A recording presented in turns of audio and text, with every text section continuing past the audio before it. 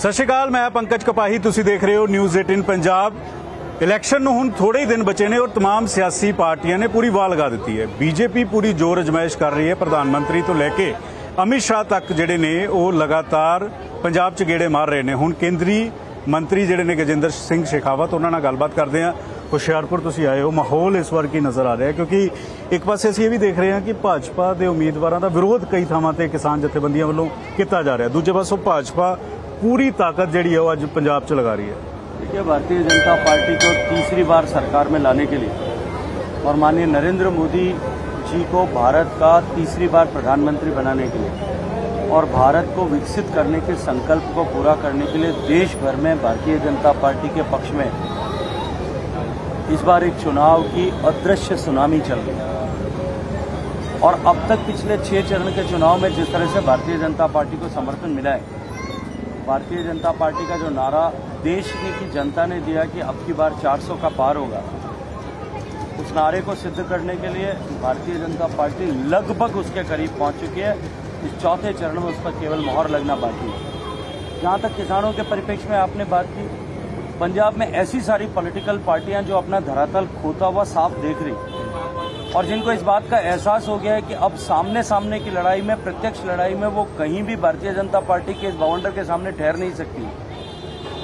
वो अब किसानों के रूप में किसानों का लबादा उड़ करके इस तरह का प्रतिकार करने की कोशिशें सब जगह कर रही है। लेकिन उसके चलते हुए भारतीय जनता पार्टी का वोट जिस तरह से कंसोलिडेट हुआ है, भारतीय जनता पार्टी का वोट जिस तरह से बढ़ा है, आपने अनुभव किया होगा कि आज से 1 महीने पहले जिस ताकत के साथ में विरोध करने की कोशिश की जा रही थी, बरनाला का इंसिडेंस देख लीजिए या ऐसा प्रदेश भर में हुए दूसरे इंसिडेंट्स, उसके बाद में अब उनकी धार भी कम हुई है और उनका प्रभाव भी जो है वो कम हो गया। हनुमान जी के चरणों इस वेले असीं बैठे हुए हैं, तो लगता भगवान राम, भगवान हनुमान जिहड़े ने बीजेपी का बेड़ा पार लगाएंगे। देखिए, हमारे लिए भगवान केवल चुनाव की वैतरणी पार करने का साधन या प्रतीक मात्र नहीं है। ये उन पार्टियों के लिए है जो चुनाव के समय, चुनाव से पहले न्यायालय में भगवान राम को काल्पनिक थे, कथा के पात्र थे, ऐसे एफिडेविट फाइल करते हैं और चुनाव के समय में कुर्ते पजामे में के ऊपर जनेऊ पहन करके जिनके नेता अपने आप को राम भक्त सिद्ध करने की कोशिश करते हैं,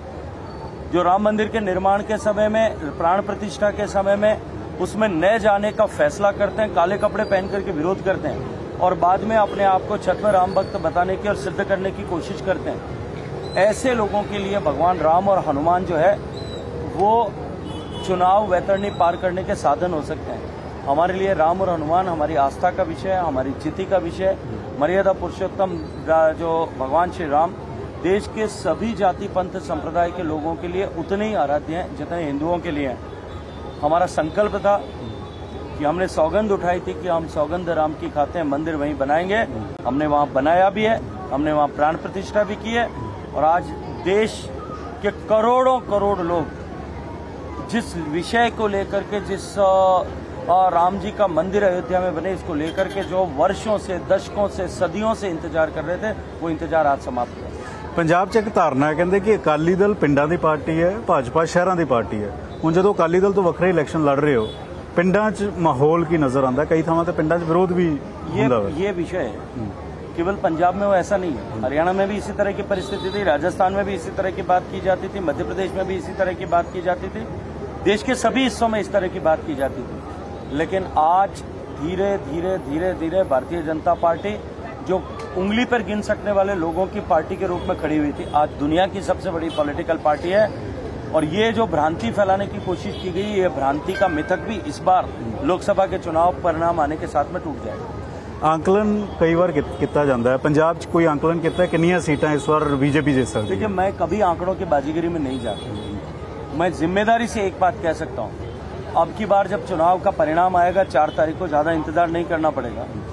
1 तारीख को पोलिंग होगी और 4 तारीख को नतीजे आएंगे। जिस दिन नतीजे आएंगे उस दिन पंजाब के लोग भारतीय जनता पार्टी की परफॉर्मेंस को देख करके दांत के नीचे उंगली दबाएंगे। बीजेपी के उत्ते विरोधी इल्जाम लगाते, कहते पंजाब विरोधी है, किसान विरोधी है, पंजाब च हिंदू सिख कर रही है, इस तरीके के इल्जाम बीजेपी के उत्ते लगाए जाते। देखिए, भारतीय जनता पार्टी, जिस दिन भारतीय जनता पार्टी ने अकाली दल से समझौता किया, आतंकवाद के उस बुरे दौर में भी सिख और हिंदू का जो है सामाजिक सामंजस्य वो ताना बाना बना रहे, सोशल फैब्रिक इंटैक्ट रहे। भारतीय जनता पार्टी का जो सिद्धांत है कि हमारे लिए देश प्रथम, दल द्वितीय और उसके बाद में अंत में व्यक्ति आता है। जिस समय आतंकवाद के उस बुरे दौर के समय में भी भारतीय जनता पार्टी पूरे देश के परिप्रेक्ष्य में अकाली दल से कई गुना बड़ी पार्टी थी, लेकिन फिर भी हमने दल के हितों को दरकिनार करके देश के हितों को प्राथमिकता देते हुए देश पंजाब में हिंदू और सिख का सामंजस्य बना रहे,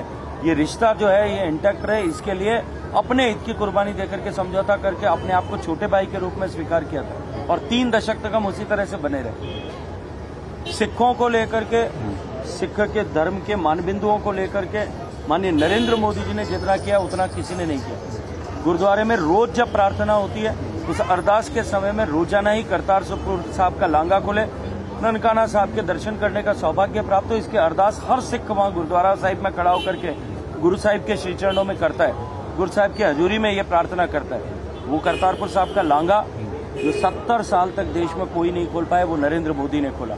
पंजाब में जो कत्लेआम कांग्रेस पार्टी के लोगों ने किया था, कांग्रेस पार्टी के नेताओं ने किया था 1984 के बाद में, उस कत्लेआम में इंदिरा गांधी जी की हत्या के बाद में जो कत्लेआम किया था, उस कत्लेआम के जितने दोषी थे वो सारे कांग्रेस के नेता इस कांग्रेस पार्टी और इनके साथियों के संरक्षण में खुले घूम रहे थे। एसआईटी बना करके उनको जेल के सीखचों के पीछे भेज करके उनको किए की सजा भुगताने का काम अगर किसी ने किया, नरेंद्र मोदी और भारतीय जनता पार्टी ने किया।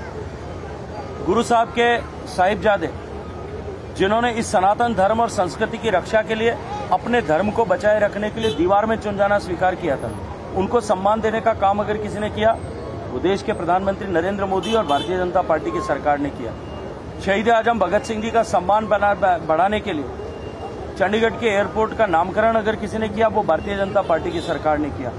लंगर पे टैक्स हटाकर जीएसटी हटाने का काम, टैक्स का फ्री करने का काम, चाहे वो दुर्गियाना मंदिर का लंगर हो, चाहे वो हरमंदिर साहब का हो या किसी और गुरुद्वारे का, वो काम अगर किसी ने किया वो नरेंद्र मोदी जी ने किया। देश के किसानों का भला करने के लिए कृषि क्षेत्र की तरफ देखने का नजरिए को बदल करके जो उत्पादन केंद्रित नजरिया होता था उसको प्रॉफिट सेंट्रिक अप्रोच कि किसान की आमदनी बढ़े, केवल उत्पादन नहीं, इस परिप्रेक्ष्य में अगर किसी ने काम किया वो देश के प्रधानमंत्री नरेंद्र मोदी जी ने किया। ये कतिपय लोग इस तरह की भ्रांति फैला करके, क्योंकि कांग्रेस पार्टी ने जिसकी स्थापना अंग्रेजों के द्वारा की गई, भारत में कांग्रेस पार्टी की सरकार, भारत में अंग्रेजों की सरकार बनी रहे इसके लिए कांग्रेस पार्टी की स्थापना की गई। कांग्रेस के तत्कालीन नेताओं से लेकर के अब तक के नेताओं ने अंग्रेजों से अगर कोई एक चीज उनके डीएनए में प्रभावित हो रही है, आज भी उनके डीएनए में है, वो है बांटो और राज करो। देश को पहले अपनी राजनीतिक महत्वाकांक्षाओं की पूर्ति के लिए देश को आजादी के समय में मजहब के नाम पर बांटा गया, धर्म के नाम पर बांटा गया, देश को बोली भाषा और के आधार पर प्रांतों में बांटा गया, देश को अमीर गरीब के नाम पर बांटा गया, अगड़े पिछड़े के नाम पर बांटा गया, दलित और सवर्ण के नाम पर बांटा गया।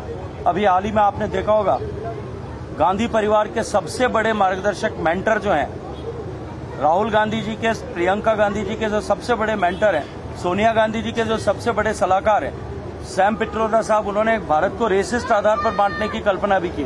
अभी आपने देखा होगा कांग्रेस पार्टी के नेता, चाहे चन्नी साहब जब मुख्यमंत्री थे तब उन्होंने सोनिया गांधी के मंच से ये कहा, क्षेत्र के आधार पर बांटने की टिप्पणी की कि गैर पंजाबियों को इस पंजाब में बसने का अधिकार नहीं है, उनको बाहर निकाल देना चाहिए। सुखपाल खेरा साहब ने अभी टिप्पणी की कि जो उत्तर भारत के जैसे दूसरे प्रांतों से लोग यहाँ रोजगार के लिए आए हुए हैं, आज पंजाब की अर्थव्यवस्था में उन लोगों का बहुत बड़ा योगदान है, चाहे वो खेती के मजदूर के रूप में आता है, इंडस्ट्री के मजदूर के रूप में आता है, स्वरोजगारी के रूप में यहाँ आकर के काम करता है। उन लोगों को यहाँ न मत का अधिकार होना चाहिए, न जमीन खरीदने का अधिकार होना चाहिए, न घर बनाने का अधिकार होना चाहिए।